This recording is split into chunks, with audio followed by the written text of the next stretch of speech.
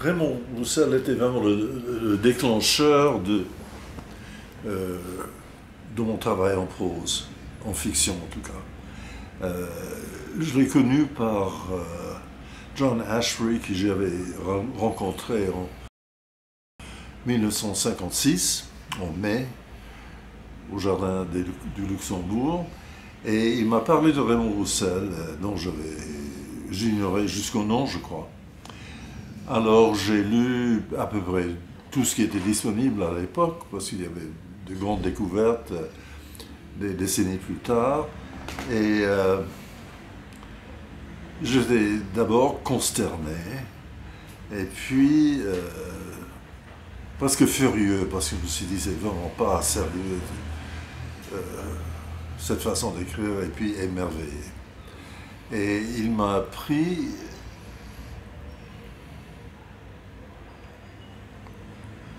dans son utilisation ce qu'on peut dire des formes fixes, c'est-à-dire des schémas qui n'avaient rien à voir avec sa vie, qui étaient arbitraires,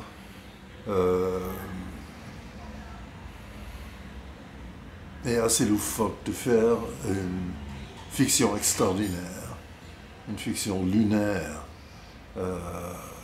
et magique. Alors j'ai adopté son attitude, non pas ses méthodes, mais quand même les formes que j'ai inventées, ou les méthodes que j'ai inventées, étaient basées, comme les siennes, sur l'ambiguïté des mots. La première scène que j'ai écrite dans Conversion, c'était là où le narrateur il est censé résoudre plusieurs énigmes pour avoir droit à une très grosse fortune.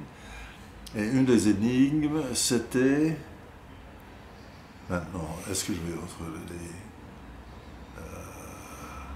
mais c'était une petite phrase qui n'avait pas beaucoup de sens, que si on changeait l'ordre des mots, un sens intéressant.